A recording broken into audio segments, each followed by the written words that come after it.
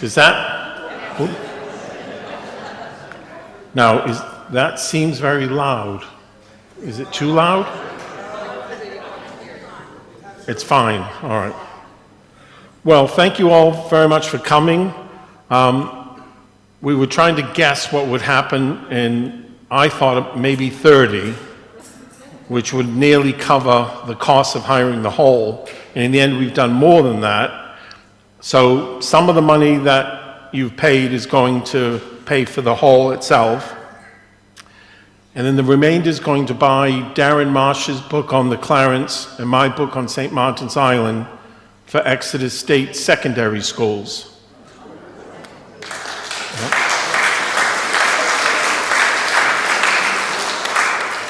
You know, because schools don't have the money for that sort of expenditure. So hopefully it'll do some good in the schools, you know, we'll just see. Now, if there's a fire, we go out either on the right or the left through the exit, and then immediately as you came into the car park, we're going to gather there. There's no fire drill, I'm told, scheduled, so it'll be the real thing, and we only have to walk 10 feet to get out of the building, so we should be fine. So thank you. I think that's it. I have to do to the start. For anyone who doesn't know me, my name is Todd Gray. I'm a historian, and I have a particular interest in Exeter. God, there's no lighting here.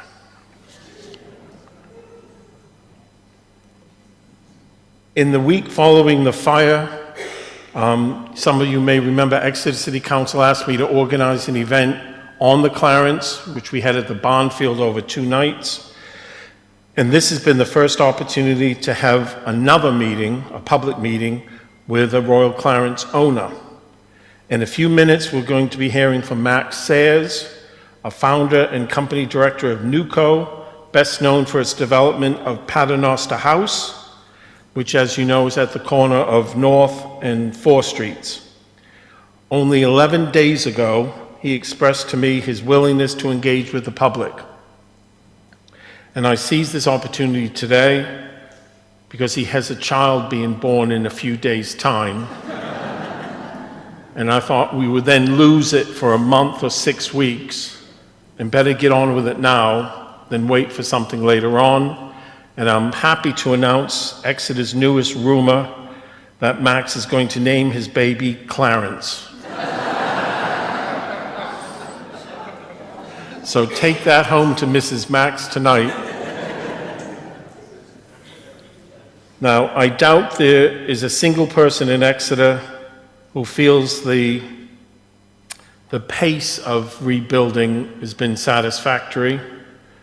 But we now have, for the first time in 9 years, an opportunity for a bit of a public dialogue.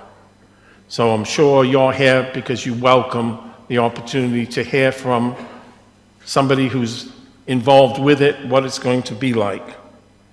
Over the next 20 minutes, I'm going to recount the events of 28th November 2016 and what's happened since.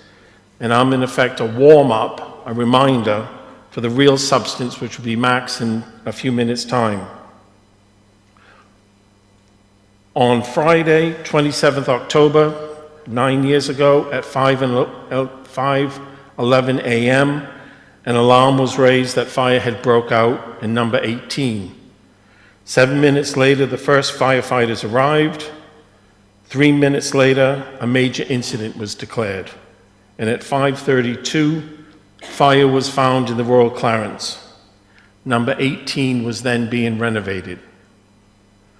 Now, my numbers are very bad, but the former gallery is 18, Well House is 1716, 15 Cathedral Close is the Clarence, and then 14 is the corner building, which was a bank and lately a cafe, but part of this complex of buildings. The fire encompassed this range of buildings, and I'm going to sometimes refer to number 18, the gallery, as being the mansion house, because that's what it was known as in Exeter at one time. And among other buildings heavily damaged was number 10 St. Martin's Lane. There were 3 official fire reports issued, and I've got the dates and the names of them, the titles, and these are available on the website for the fire service. So if you want to know more, it's easily done. They each discuss that the travel of fire was largely through unseen voids within the buildings themselves. There are and were questions about a mid-morning relaxing of efforts and a misunderstanding about the persistence of fire, the impact of live gas pipes, and the availability of water supplies. 1,186 firefighters in total were involved, with 207 of them being in attendance at the same time. I obviously cannot speak for the Devon and Somerset Fire Service, but these reports are available for everybody to read. Some of them are easier reading than others. I would have added to the reports that I think it's significant we had a lack of wind. If there was wind, it would have taken the fire either across High Street, into St. Martin's Lane to Dingles, or along either Cathedral Yard, which runs to the left of the hotel, or to the right in Cathedral Close. These are some of the photographs that I took that morning from, well, this is when I was arriving, but I was at an advantageous position within Cathedral Green because I was behind the cordon. And I just thought we'd remind ourselves of what it looked like.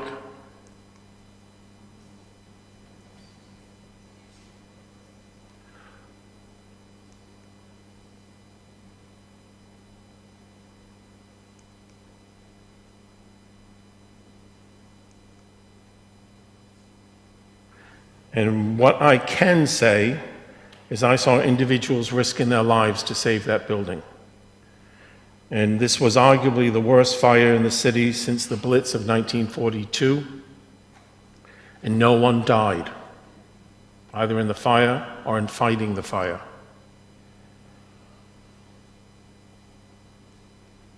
And this was the first time I had seen a drone. I didn't realize what it was. I had to ask, what was that thing flying around? And it's only 9 years ago.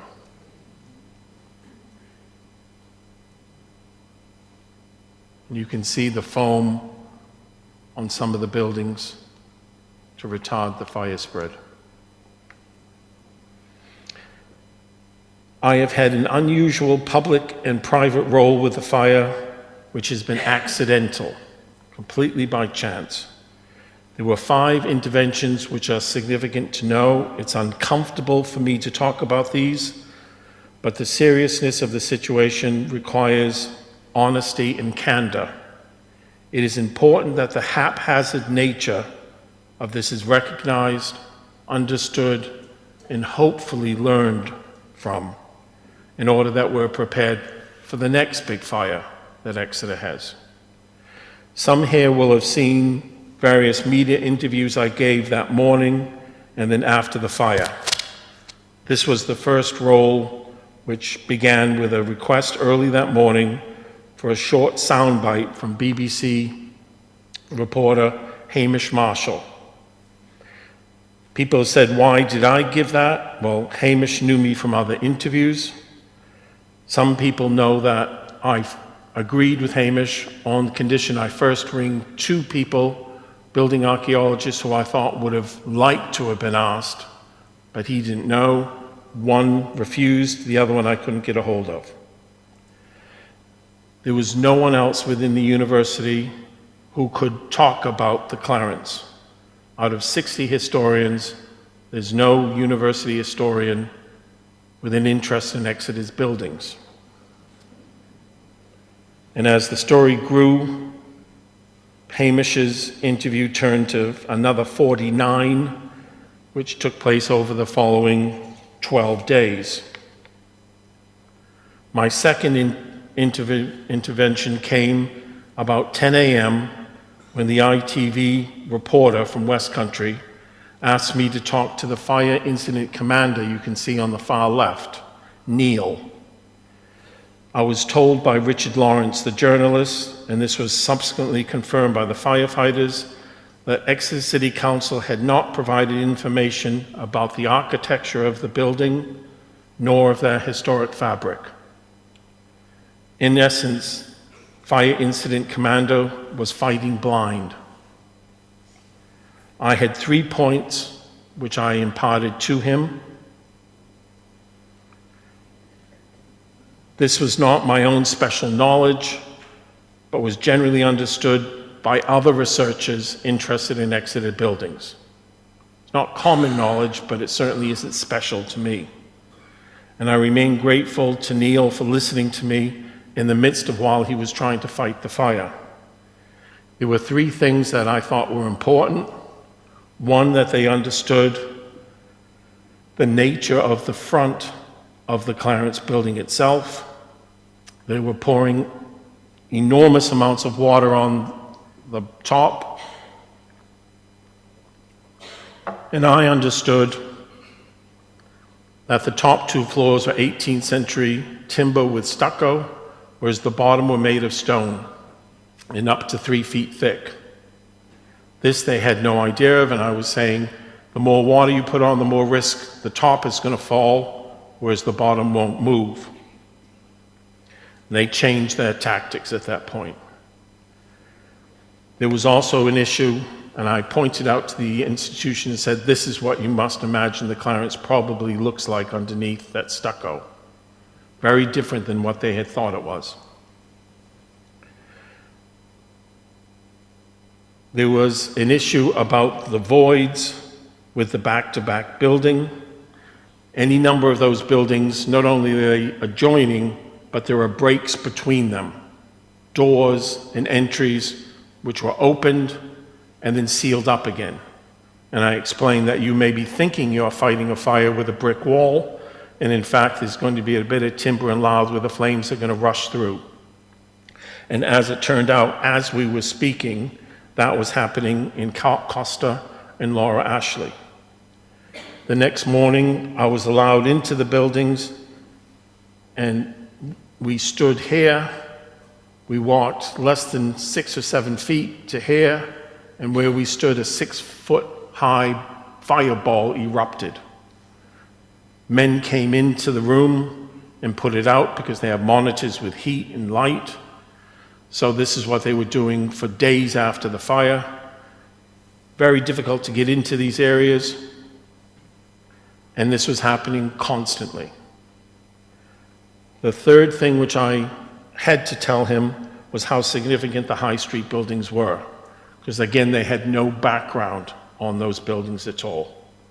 So you know the building from Sketches, which runs down that series, down to what used to be Burger King and Waterston's. These have fabric and are arguably more significant buildings than the Clarence, which at that point had been developed and overdeveloped so much, not many original features were left behind that we could see. So in those buildings, and you will have known this possibly from John Thorpe, in the old Laura Ashley building, there's wall paintings of George and the Dragon, of this little figure here from the 1500s. In Laura Ashley, there's what's probably a treatment room with the oldest toilet seat in Exeter. The most interesting one, it could be 400 or 500 years old, who knows. There's, in what used to be Costa, a 15th century hall still there. There's paneling from the late 1400s, early 1500s. And in what was Locketane, You can see the windows here. They used to go all along the side, as in this drawing. And upstairs, there's a blocked up window from the 16th century. In the back of L'Occitane is this building of, say, 1600 or so. And in the roof space, you go by these banisters, which are from about 400 years ago. And you can see chimneys dating to the 1500s, which have been built over our top. Lots of features in there we knew about. And I have to give Neil all due respect for taking the word of a historian, picking up his walkie-talkie and giving his men instructions that their new priority was saving the high street buildings. Wasn't going to let them go, but they had no idea what they were dealing with and how important they were. I shouldn't have been the one to say that, but by chance I was there. My third intervention happened at 7:15 on Sunday, the 29th. BBC Radio Devon, sorry, I'm ahead of myself. BBC Radio Devon asked for an interview early that morning, 7:15, in front of the cathedral's west front. I arrived to discover that Councillor Pete Edwards, leader of Exeter City Council, was on just before me. He had requested that his buildings conservation officer accompany him to give him backup and tell him basically what to say. And I was shocked to discover that our buildings officer had not yet been to the site.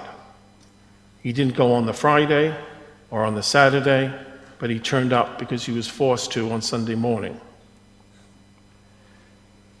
The man in charge of Exeter's buildings was not there to give input into the buildings.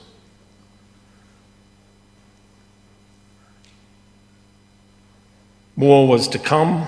I was told that the site was to be cleared in its entirety. Not just the Clarence, but the Clarence, the corner building, which was the cafe, the mansion house, and it was argued the well house wouldn't be able to stand on its own without surrounding buildings. The argument was this was a matter of public safety.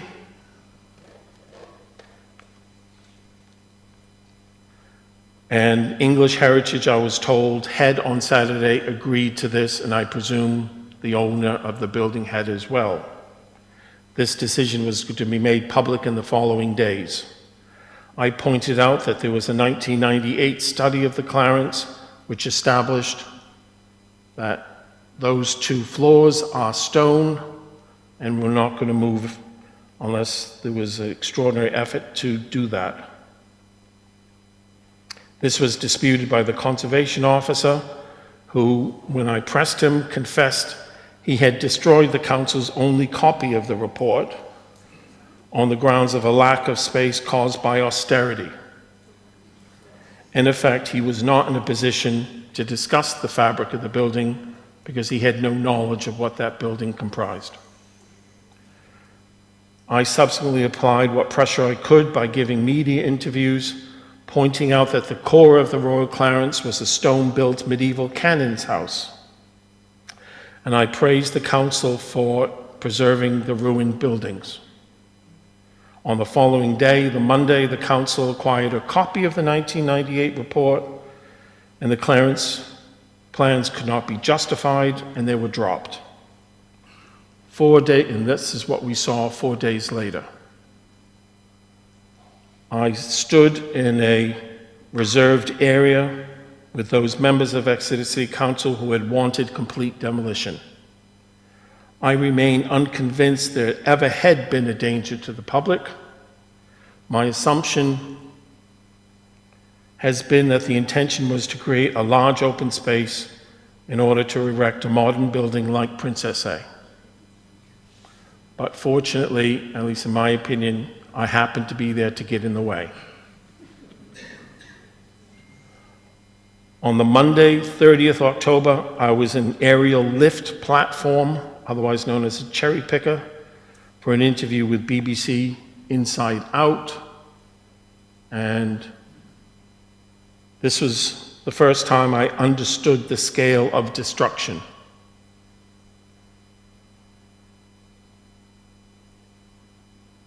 That's the mansion house. You see the Clarence on the right, buildings in St. Martin's Lane on the left, the Clarence itself.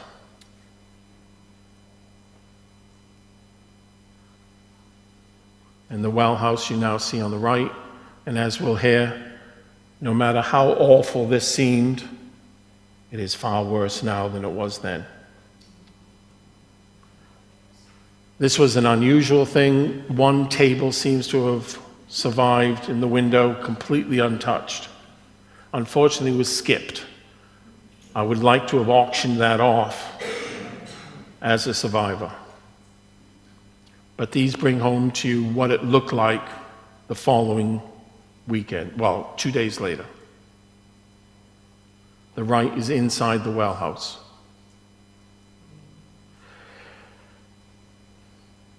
In 2017 and 2018, I was given occasional access with a handful of others to the site, and important architectural fragments were, I was told, like this early window. John Allen dates it to the 13th century. I was told these were being salvaged for later reuse. Glass had been removed from the corner cafe and sent to Wells for preservation. We're not quite sure where that is now. And this was revealed, the partition, the screen between the two well house buildings upstairs. There's a bit of plasterwork with an angel. And this bit of wood has the painting of a little face, possibly an angel with wings, sitting in a chair, possibly with a musical instrument, dating from about 1600. In November 2016, English Heritage commissioned St. Martin's Island, which I wrote alongside Sue Jackson. I followed this up just 2 years ago with a study of Exeter's lost buildings of the 1800s. That was my fourth intervention, an easier one. All the work had, of course, been produced before and since by archaeologists and historians. Darren Marsh's book is at the back as well. Reports in 98 and 2009 before, and then we've had a number of reports, and there are more for the various planners and developers, which I don't have access to. So an awful lot of work has been done investigating the fabric of the building before and after.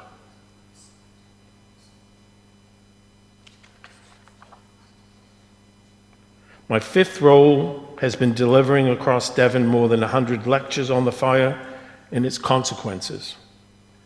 With these 5 different types of things which I've done, I've had 3 concluding points. First, I'm painfully aware of the chance nature of my being there in providing the fire service with information and a role in helping to point out the importance of the High Street buildings and in stopping the complete demolition of the site. I'm not saying this so that you will commend me for what I did, but rather to look at how appalling it is that a system has disregarded the heritage of Exeter.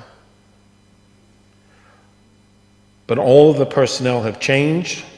We now have a new council leader, a new council chief exec, and a new heritage officer. And I think it's finally time to sit down and learn lessons from the fire. In the event of the next crisis, we must insist, and the fire service has asked for this, that the buildings officer must attend in person and act as an advocate for heritage. We need a survey to be undertaken of all of Exeter's buildings of historic importance, and we need existing listings to catch up with research which has been made. Some of them have not been altered since 1953. Secondly, as we all know, over the last 9 years, retail has fundamentally changed.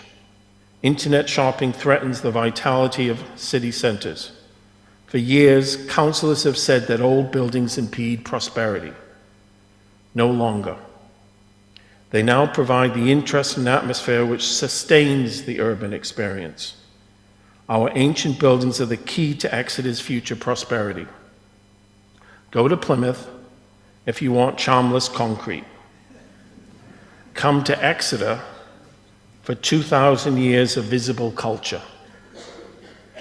We cannot afford to needlessly lose our historic buildings.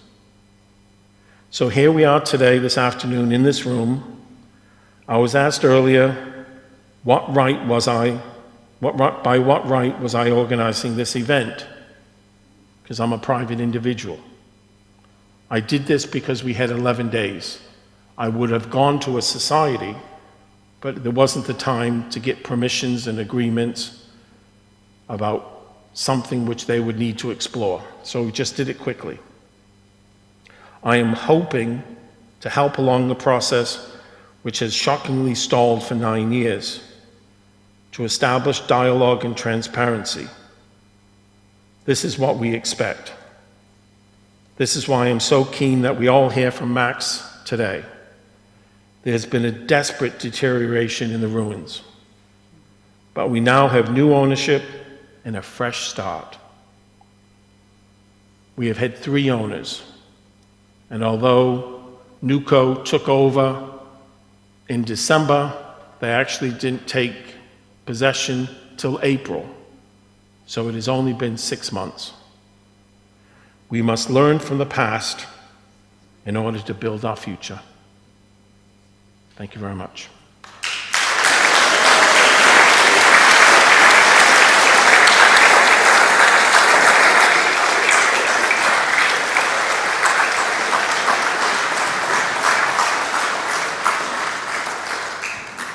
So now I'm going to introduce Max, who's going to speak to us. You've got your microphone, so I can turn off mine. Hello.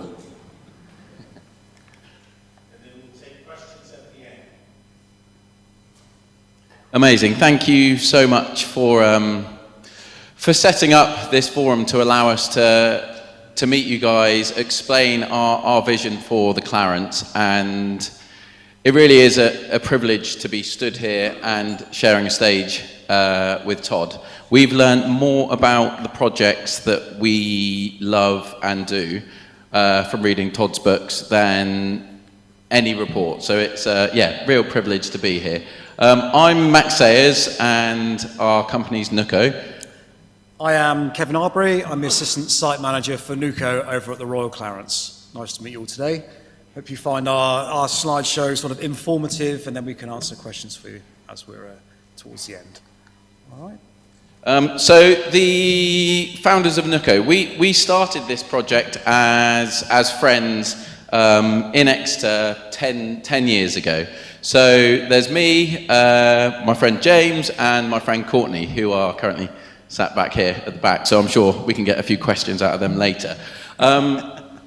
We started doing small projects, HMO projects, but with historic value in the building. So we did projects on Bartholomew Street, we did projects like the old Masonic Hall, where we met some of you guys, and from then, we've just continued working around central Exeter. We're Exeter guys, and all of our friends are basically from in Exeter, working as a trade. So it started small and has continued to be very much a family-run company.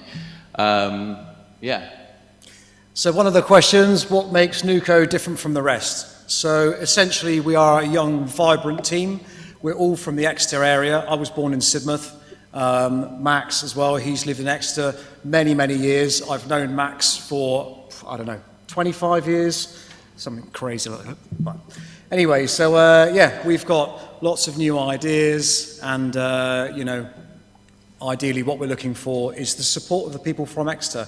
We're all on your side, and we bring a lot of positivity to Exeter as well. So we're going to go through a couple of the projects that have already been undertaken by Nooko.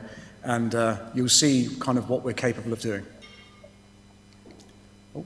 Our company ethics, sustainability is basically at the heart of what we do. We want to be stood here, and as you guys know, I've got a baby on the way next week. I need to pass the name past my wife. But yeah, sustainability is one of the things that we invest heavily in, because I want to be able to sit down. I've got a 4-year-old daughter, and I want her to be proud that we are building buildings that in 100 years' time still have the ability to still be there.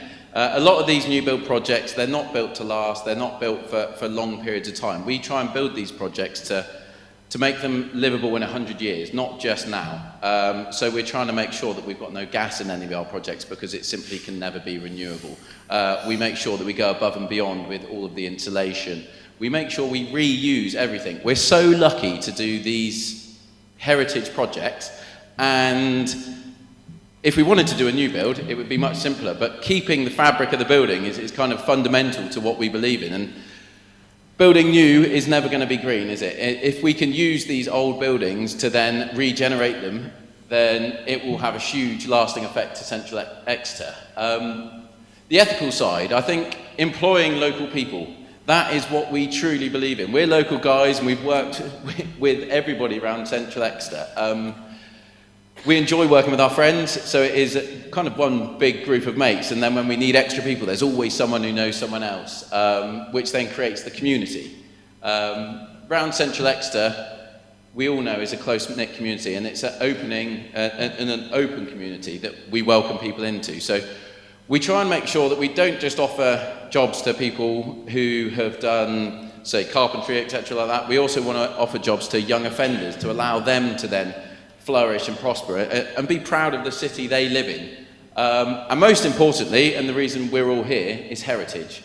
What we love is these buildings have got so much character. You cannot build a new build which has the feeling of a heritage building. It just simply is impossible. The feeling you get when you walk in is what we kind of thrive off. And within about 5 minutes of walking into any of our projects, we do it based on feeling, not on spreadsheets and things like that. So heritage is kind of what runs through this company. Here's Bo. Local skills guys. Yeah, projects in Exeter, we'll try and rattle through these so then we can get on to the Clarence. So Royal Clarence, obviously, we've got that. This is the biggest project we've ever done, but Paternoster House is a very similar size. We've just started Vive Gym because we ended up with loads of stuff in the basement that needed reusing. So we've started Vive Gym. Concord House was another one where the council was very keen to see the building demolished, because it's definitely not a beautiful building, but it is a building nonetheless, and it is a home now to 28 flats, and they're all young professionals. We've got affordable housing in there. Rather than demolishing it, because you simply wouldn't get the number of flats back on that site, we've decided to repurpose it. So everything on the outside, all the cladding, all came off, and yeah. And then Barnfield Gate, which was a new build project to the rear of 28 Barnfield. Here we go, here's Barnfield Gate. We'll just rattle through these. Again, we try and create really high-end, nice, livable, design for modern living apartments. Concord House, again, not the best looking building, but now is home to, I think, 60 odd people. And my wife does all the interiors. Paternoster House, this is the one we are so proud of. This has took blood, sweat and tears of multiple people to get this building to how it looks now. We had no crane access, we had no outside space, everything was done old school methods. We had chain blocks, we had hoists, we had all sorts of these kind of old school techniques that we ended up employing to then allow us to put a big steel frame up internally. Any of the floors that we couldn't reuse, we took out all the old timbers because they must have been close to 1,000 years old from when they first started growing, and we repurposed every single bit of timber. We've made all the beds, we've made all the tables, we've made all the furniture out of all of this timber, which again has then employed more local guys.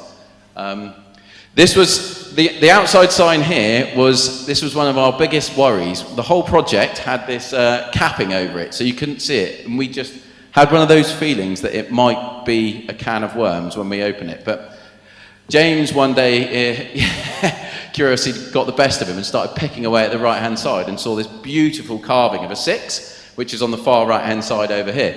As soon as we saw that, the whole front came off of the finished building, and then we spent the next 2 months restoring W.M. Brock, which was the original furniture shop until 1916, when it sadly shut. There we go. It was just stunning. I don't know how anybody could cover that up with a bit of fiberglass. This is our reception area. So again, when you walk into these buildings, you want to know what they were like and the feelings they were. So we try and document every single part of the project.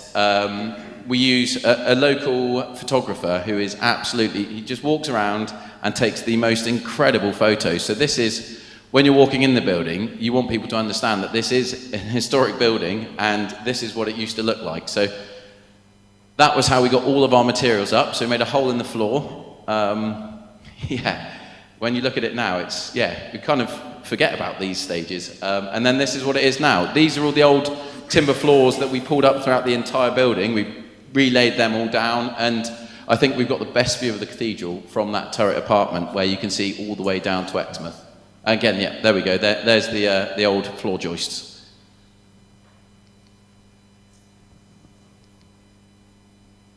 And great views down to Exmouth.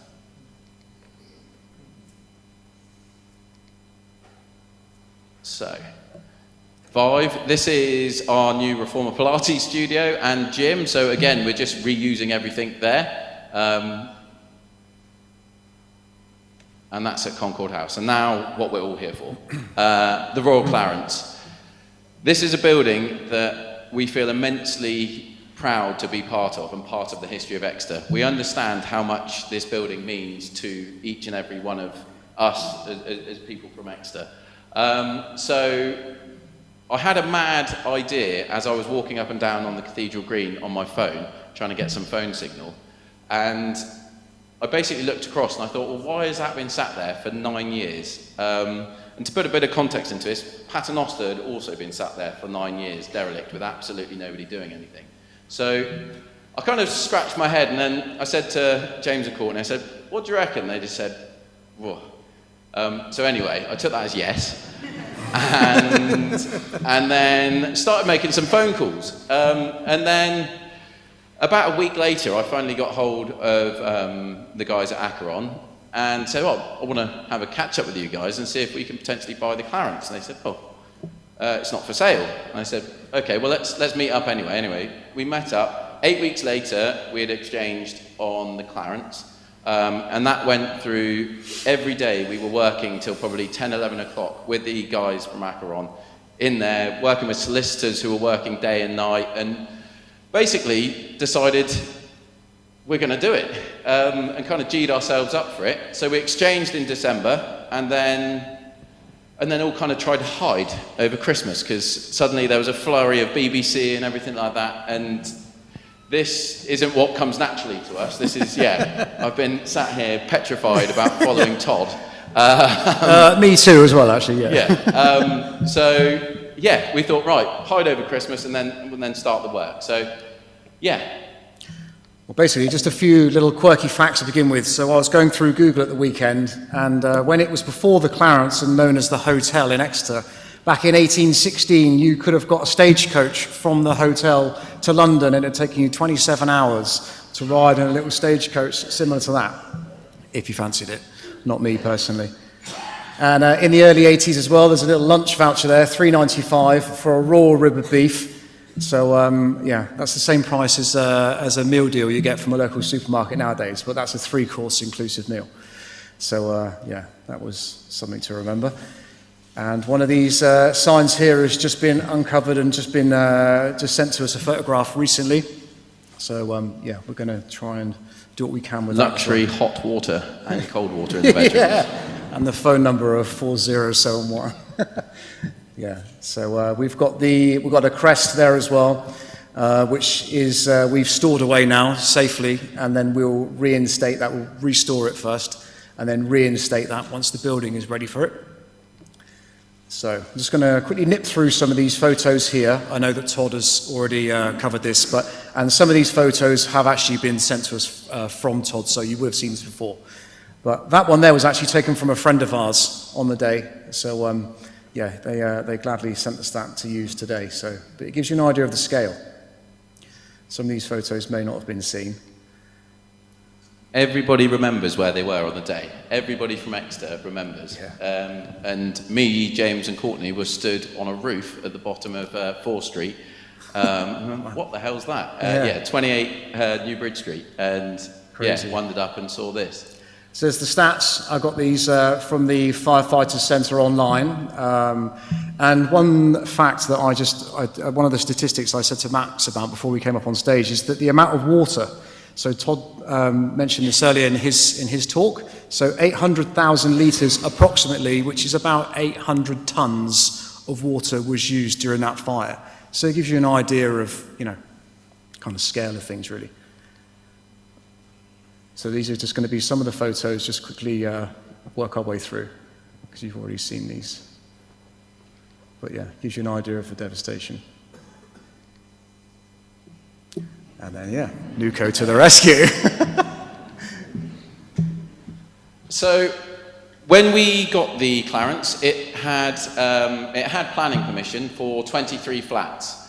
After what we tend to do, because we don't only there's no primary contractors, we're the ones who are there all day, every day, and that's how we make these projects feasible, is by kind of living and breathing them ourselves. So as we went through the plans that were already kind of consented, it was evident from a few kind of areas that some of the areas were fairly unbuildable, and you would struggle to then potentially meet regs and things like that with fire corridors and things like that. So what we did was we sat down, and whilst keeping the exterior of the building exactly the same, because I think that is key for all of us, we redesigned the internal kind of layout of the flats, which then took into account much more of the historic fabric. The reason we fell in love with the building is when you walk in, there's a massive, great big archway and kind of like kind of half fallen down wall with bits of timber sticking out of it. As soon as I saw that, that was the bit that kind of got me going. So we looked at redesigning something that had already been designed, basically. So we did an internal shuffle around. We wanted to make sure that we obviously retained the facade that were already there, and I think testament to Todd on his intervention, because as we learned from the Blitz, if you just tear down buildings, you end up with no soul in the city, and it's so important to make sure that we retain these. So yeah, thank you from us, and I think, yeah, what you did in saving what was left of the building is yeah, incredible. There we go, that's the arch I fell in love with, the one on the right that's been bricked up. So we made that the focal point of our new planning permission. Everything internally is the same, but we wanted to create that as a light well. So when you see it, you'll be looking at an old part of the building with the burnt timbers that then really gives you that connection between old and new. There we go, look at that. You can see the foliage. We've got trees, we've got ash trees on top of that wall now. So there's also an amazing pile of old stone that we're reusing to then patch in the walls. And some reclaimed bricks. Again, reclamation is key for all of this. So if you look to the rear of that, that's what is then going to create the external courtyard. So from first floor, at the rear, that will all get pointed, and then you'll get that connection. So that will be where someone can go and have their coffees, they can sit down, they can relax, get away from the city, whilst looking and feeling like they're in a historic building, which is so key for this project. We got the place in April, and then August 25, we started the site setup. So we've not actually done any of the work towards the planning or anything like that yet. What we've done is basically create a site that is safe for our guys, the moment we get the planning, to then go hell for leather. So you can see the concrete pads there on sand, which protects the cobbles, and that's where our now 2 porta cabins are. Yep. It's the first time we've ever had an office on site. We normally build a little shed inside somewhere that leaks, so it's quite luxurious. Here we go. This is when we started getting the the cranes in to do the work. I'll pass this one over to Kev on this. It's just to show you the fact that we actually do use all the correct equipment. So we're not just like, constructing a building and not using the relative safety methods. I mean, as it says, that's a 60-ton crane with a 48-meter jib on there. So we've actually got the same thing returning tomorrow to carry on with some of the temporary steelworks, which we're nearly there now. But so this is when it was removing some of the collapsed timbers. If any of you are walking past, you may have seen that. So that was when we lifted the digger straight up over the top, and then we lowered it right down into the basement to then clear out some of the debris as well. So a lot happens behind that hoarding. So but it's a good chance to actually show you. And that photograph there, it then shows you the fact that we've got these whalers then now bracing the windows. So the whalers as well, they run right around the outside of the building. So then the building now is held up, and then we've got our temporary steels, which are being bolted in to, as we are, this is George. That was a view from the inside of the bank. Yeah. So there, you see, he's now drilling and connecting the cross beams to fix the building, so there's no movement, so it's structural. And this will allow us to remove all the scaffolding. Currently, we've got a site that we can't move in because it is just completely and utterly filled with scaffolding. So what we've done is shore up the bank section, which then means we can then brace Martin's Lane to then remove the scaffolding, which then gives us a site to then be able to kind of start moving on and actually doing some work. Yeah. So the well house. So this is our new roof installed by Kia. So working from the top down of the well house, this was installed in 2020 and is now getting to the end. I think it was actually a little bit before that, but it's now getting to the end of its really workable life. It's currently splitting like that, and then you've got the splices which are collapsing. And that's due to this below. So this is one of the main primary beams that goes kind of left to right, and that's had a catastrophic failure prior to our purchase. So when we got the place, it looked... so it's broken up on there on 45 degrees, and it's literally just being held there. If you stand back, you can just about... This is in the third floor window on the left-hand side. So if you stand back, you can just about see it from the back when you're looking in. This happened the other day, so you may have seen our bit of extra hoarding out for a little bit of time. That was because the ceiling collapsed in there and everybody was slightly concerned about the building. So, yeah.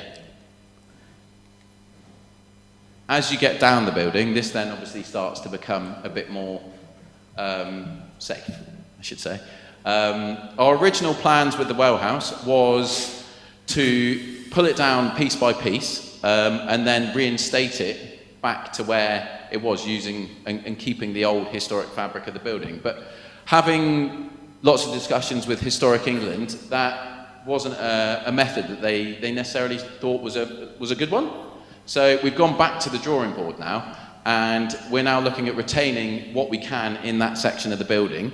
The downside of retaining it in situ means you often have to cover up, similar to what Todd was saying earlier, when you've got these amazing historic parts of the building that then get covered up because the modern building regs and things like that. Whereas our original plan was to kind of have it all on show for everybody to see and feel. But it's, I think we're changing tack on that one as we speak.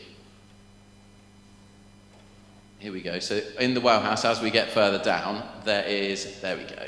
Look at that, it's absolutely beautiful. So that is, I think Todd showed the photo, that's all now obviously protected, and this is the areas where obviously we will work with Historic England to make sure that they stay, because this is what adds value and feel to the building. Yeah.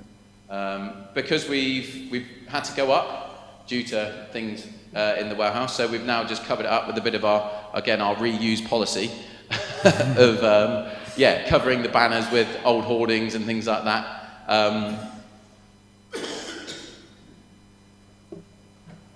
And then, this is kind of the loop of professional opinion. So we started off with Expedite, mentioning that obviously we thought the whale house was probably structurally unsafe. We then liaised with Historic England, who brought their care engineer in, a lady called Kim. We've then been working closely with the care accredited engineers and then going through to now design. So recently we've just put in a change of plans on the planning portal. And this is what we plan on building. So as you can see, the whole exterior of the building, other than the roof line, is exactly as it is. So currently, obviously the well house is standing, although the facade will need to be rebuilt. You've got the solid stone bit, and then the majority down the alleyway and the bank section are in really good condition. So hence why we're putting the restraints in now, to make sure there's no more further degradation. Then this is a view from when, I know lots of people have mentioned about the top section. So when you stand on the cathedral, this is what you will see looking up. So a little thing about the joys of being kind of local is we got chatting to one of our friends, Bo, who was in the picture earlier, and his dad is good mates with the guy who did the moulding for the top. So he's still got all the mouldings, he's still got everything. So that top one that got demolished when they clawed down the building, we will reinstate that as well. That's it. So this is just a quick cover of the key points of the project, the time scale. So we've allowed 2 years to complete the work at the Clarence. We just want to push on. We want people behind us want to get the permission sorted. We're sat on a site which is full of history. We've got approaching bad weather with winter literally on our doorstep. So we want to get things protected and move things on. So yeah, with our workforce in place, we've got guys literally ready to go and then ready to face the challenges that this project will bring. One of those, the challenges, it says there, ensuring all the work is carried out is mindful of the historic elements. We are completely mindful of the fact of you've got the carvings, you've got ancient walls, we've got timbers. We want to protect everything, want to reuse as much as possible. So, just that's our mission. And the heritage, say, this is essentially the core of everything. We have people in place ready to restore the buildings, and as Max just said then, we actually have access to the mouldings for the crest up on the roof, which is quite something. So, we can actually sort that as well. And the skeleton is still in the basement. It is, yeah. The skeleton is untouched. Yeah. So commonly asked questions. This is one that we often get tarnished with our predecessors' kind of brush. If there's ever anything on social media, there tends to be a lot of backlash about why have we not done anything yet. So we got the place, we exchanged in December and we completed in April. So we've been working absolutely tirelessly to get it to the point where we're going to start in January.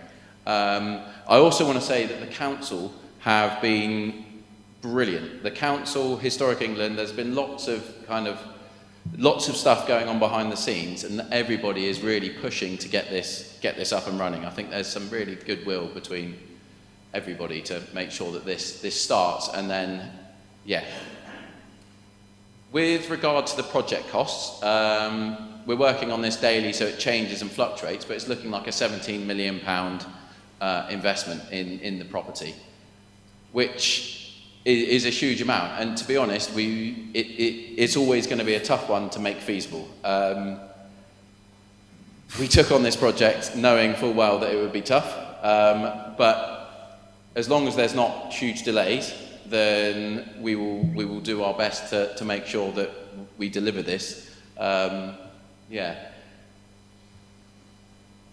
Also, the next question is, why is it not a hotel? With obviously the hotel next door, Hotel Indigo, going in there, it has taken away the need for a high-end hotel in central Exeter. What we specialise in is residential schemes above commercial, and as we feel this really brings prosperity to the city. When you have a city which, as we know, the high streets have changed, everything in the high street will soon be a kind of a service-based kind of industry where you cannot buy it online. You can't buy a coffee online. You can't buy good food. You can't buy a beer. So this is how we foresee the high street going. And having people living above creates a vibrant nighttime industry that hopefully should have a huge effect on the economy in Exeter.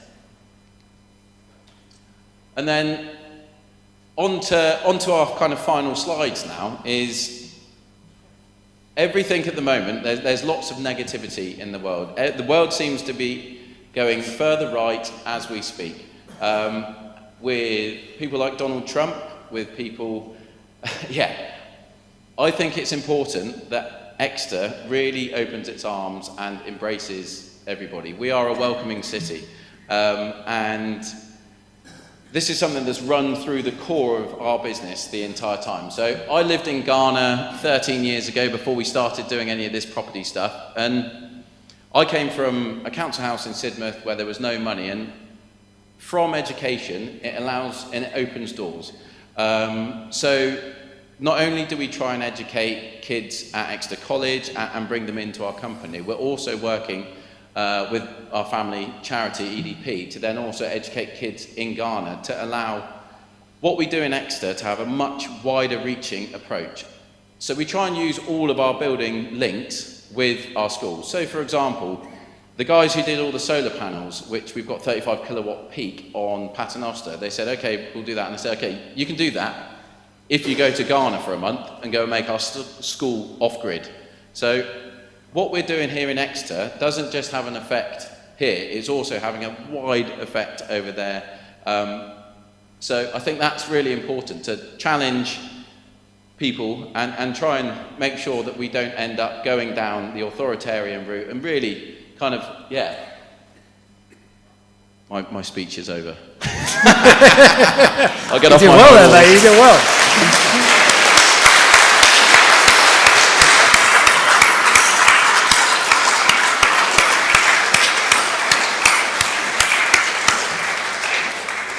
Questions?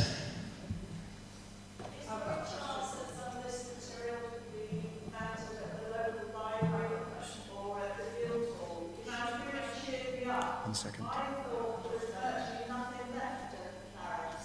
I was looking at that and some of those photographs. I think other people in Exeter should know about the question. Yes, yeah, definitely. We would love to work with the Guildhall, and we've got this stuff. We've got it stored on site. A lot of it's kind of wet and soggy at the moment, but anything that's in there is, yeah, I think it'd be great. This is why I think also working with the college to come and take pictures, working with local photographers to come in there and document this, because we very much have an open door policy, to be honest, and that's how we ended up meeting Todd, was from chatting down at Paternoster. I said, we've got to come in and have a look, and then you walk around, and it's the same at the Clarence. I think, yeah, with anybody that wants to come in and kind of help champion the fact that this is still got historic fabric, this has still got the feeling that the old Clarence has, then I think we should, yeah. And Max, I met Max, I think, first when he went to a history lecture, and I thought that was a good sign.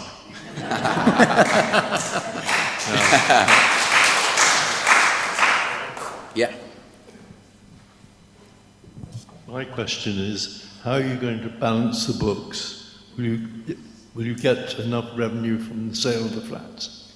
Yes, yeah, it will be the sale of the flats, because on this project, what we've done previously is we would try and build these projects to then allow us to remortgage to hopefully cover the majority of the cost, but I don't think that's feasible on this project. So we will look at trying to sell them pretty much the moment we get going. We will be then marketing them and trying to sell them, because as we all know at the moment, it's quite a tough time to sell property. So there could be issues with that and things like that, but I think the key is to get going, get it built, and we're going to create the best flats in Exeter. We will put our heart and souls into this. There is no contractor, it is literally us. So my wife does the interiors, although she's on a bit of a break. And yeah, it's really a kind of family-run business where we've got everything on the line all the time. We're not a big company where we've got backing and things like that. We've got our houses on the line, we've got our business on the line at all times. So from that creates a real drive to make sure that it gets done and done quickly. I think that's key. That's why we don't sit on these projects, because if we do sit on them, we would go bankrupt before we started. Yeah. Yes, on one of your slides, you illustrate a rectangular structure on top of the well house, and that doesn't appear on another of them. The slide looking across from the cathedral, that structure isn't there. I was wondering if that one there, you see. That one there. The rectangular structure there, on the left. Yes, that's it.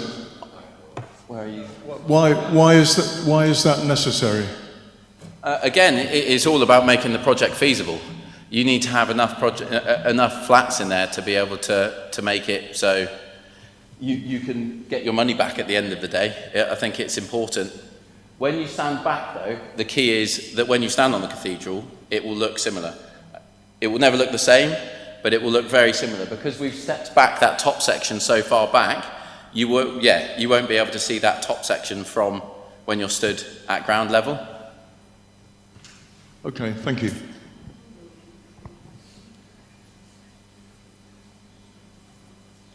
Ooh. So I'm over this side. Looking at that picture you have up there, Yes. constant level across. What? I'm sure there wasn't like before the fire, was it? Where? Which level? Gutter level, beneath the crest. There. Yeah, that was all there. And the next building over the well house, that was a different level, wasn't it? The pitched roofs are where they were, and then everything else is set back, I think, 10 metres? There's been set back Yeah. vertically up and down. And I'm getting onto the studio building. It was visuals. It looks the same level all the way across. Yes. I need to get the laser, 1 second, so I know where we're talking. So is it this level here? Yes, that's right. Yeah. So this one obviously goes up like that. This was the original level with the 2 pitched roofs, and what we've done is obviously extend. This goes back about 8 metres now from the front of the pitched roof back to where that balustrade is, and then I think it's a further 5 or 6 metres before that section comes up out. So when you're stood down here, you shouldn't be able to see that. This is obviously us looking at it side on. I can't cope with the crowd. And I think my concern was the elevation right up the front. Continuous slab all the way across. From where No, because these are set, if you imagine, they're set back, so... I know they're set back. They've got the extra levels at the bottom. Yeah. But I don't think it will look, because that will return back in, so I don't think it will look like a continuous slab similar to this, because obviously this is just... In there, that will return back in as it did previously. I mean, the thing is, with the level of perspective involved in this picture, we've been able to sort of calculate this with our software. So, Yeah. and it gives a minimal kind of a break. Yeah. I'd very much like to thank both of you for being brave enough and, unlike normal developers, enough to turn up and put yourselves on the line. Thank you. Thank you. And obviously, yet again, to Todd for so Yeah. much he's done for the place. Can I ask you one rather nerdy question? Is that your reference to changing tack on the well house? Yes. Does that mean that the planning application currently online will be replaced by something else? It's just been amended. Thank So you. we put them in last week. Right, That it's shows not there will online be. yet. I think what will happen is we'll take off Kier's roof. We'll have to do everything from the top because you can't put people in below because of the collapse section. So we'll take the roof off. Again, that's got no historic value. We'll then take out the collapse section from rope access, people dangling off cranes. And then from that section will then be left, and we'll end up re-engineering a steel frame inside. So it allows everything to stay in situ and go from there, really. And thank you very much. Yeah, hopefully we're, it's going to be a good one. Yes, Todd, I was interested to hear your description of the officials who eventually turned up from Exeter City Council. Seemed to be very clueless about the value of the historic fabric. But Historic England, the website, has a very good description of what features are worthy of keeping. Are you suggesting that they didn't even have resource or access to the Historic England architectural features that are worthy? I'm not sure if, I can't remember, Joe, do you remember, has the Clarence been updated since the fire, the listed building? I think it's an old one. I can't understand it. If you're in charge of listed buildings, there's a fire on the Friday, you don't go. You don't go on the Saturday, but you agree, presumably with the owner and with English Heritage and your boss, to demolish the site. Now, you don't have a copy of the specialized report, which is tedious reading, I have to admit. It's not great, but it's your bread and butter. And I think it's because of that the council was reticent to do much more, because they just didn't have access to their copy of the report. They did have English Heritage's listed building report, and that should have been enough. My gut feeling is they wanted to create a modern space. I think that's what it was, and it was driven by...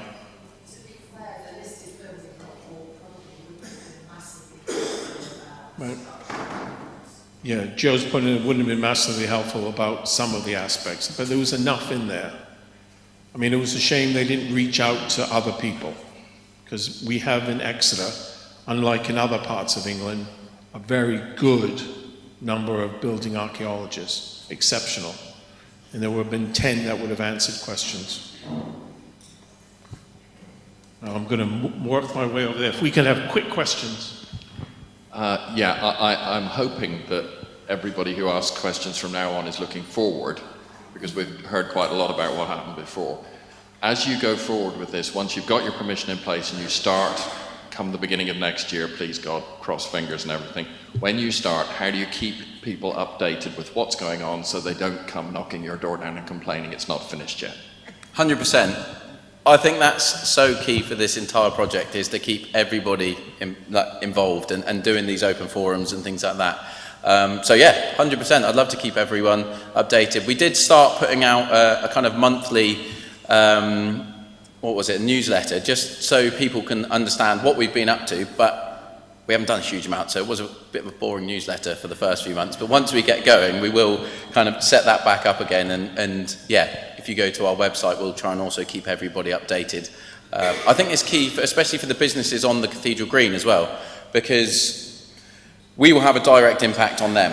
And at the moment, it's having a negative impact, having a derelict building there, but having concrete lorries driving past your restaurant and things like that will also have a negative impact, but with a short-term pain and hopefully long-term gain that will then help with the prosperity of the city. So we will make sure that we work with all the local businesses to keep them keep them informed. I would like one of the apartments, please, but I regret from what you're saying, it looks like they're going to cost around £1 million each. No, there should be less. There will be some that are around that price on the top, I think. I'm sure we can do a deal, though.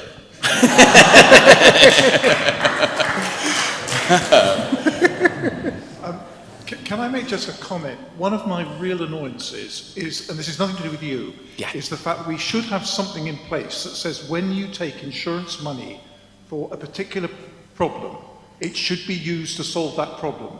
And the fact that Brownsword went off with insurance money, I think, was a complete and utter disgrace. Nothing to do with you. The second is just a question. Did you ever find the stained glass windows? Because I was told they were in the skip outside. Today is the first time I've heard about these stained glass windows being at Holywell, yeah. Holywell in Wells. So, there is not really any, no. is the answer, to be honest. We also had quite a spate of people breaking in from, I suppose when Acheron had it, there was a thing called urban exploring.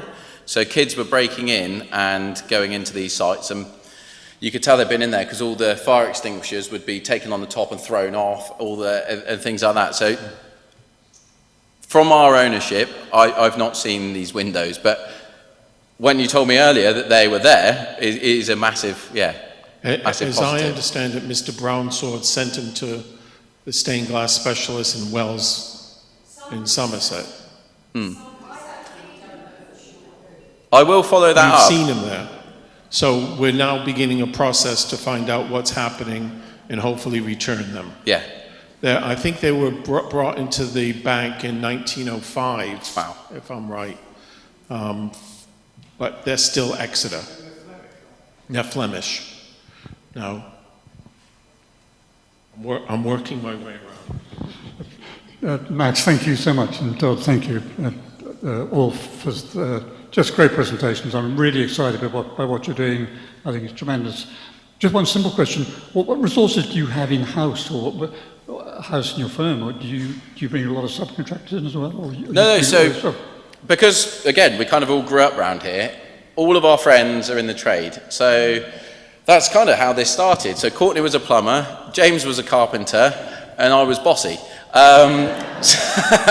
So we kind of built this kind of motley crew, and from that it's now expanded. We've probably got close to 120 guys that we can call on any like kind of last minute to then pull them in to get them going. So we've got every trade under the sun. Everyone's only ever labour only when they come for us, so no one works for us full time, but they will come to us to do.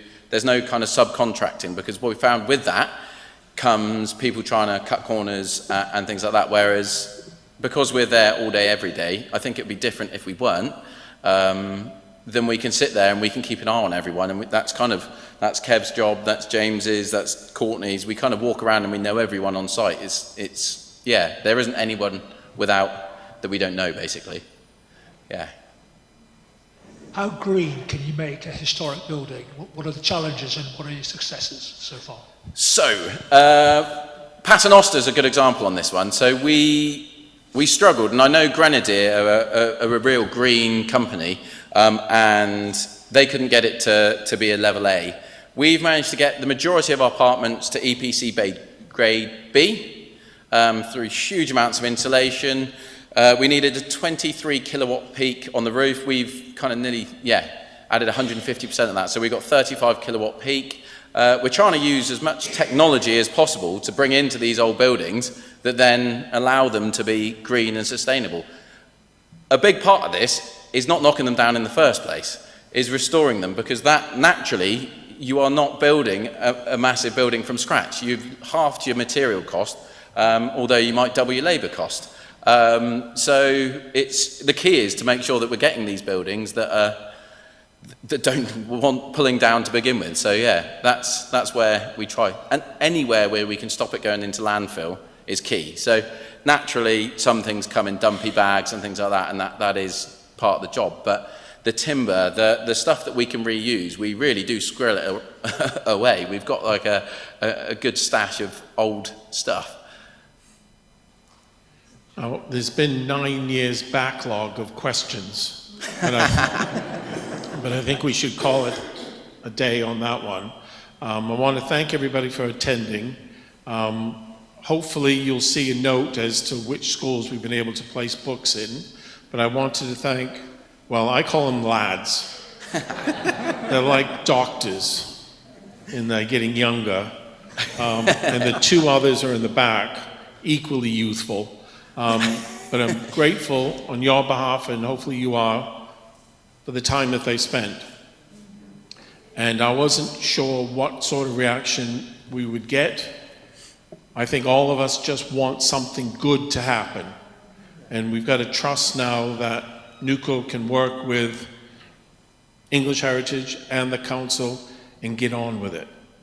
And if we can, in another year or so, we could have a follow-up meeting to see what they've discovered and what's happened and keep everybody involved. But if you can keep an eye for next year, By then, I hope we'll be able to do this through the Civic Society or the Devonshire Association or Local History Society, somebody that the publicity is easier to do.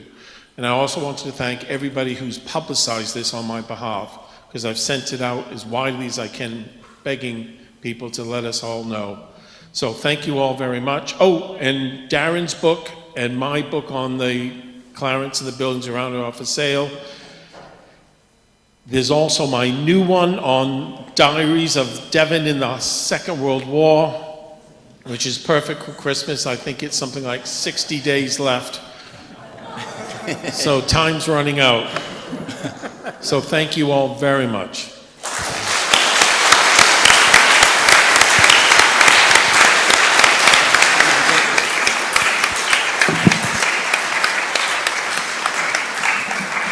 One final thank you. Thank you guys as well, and a massive thank you for Todd. Cheers.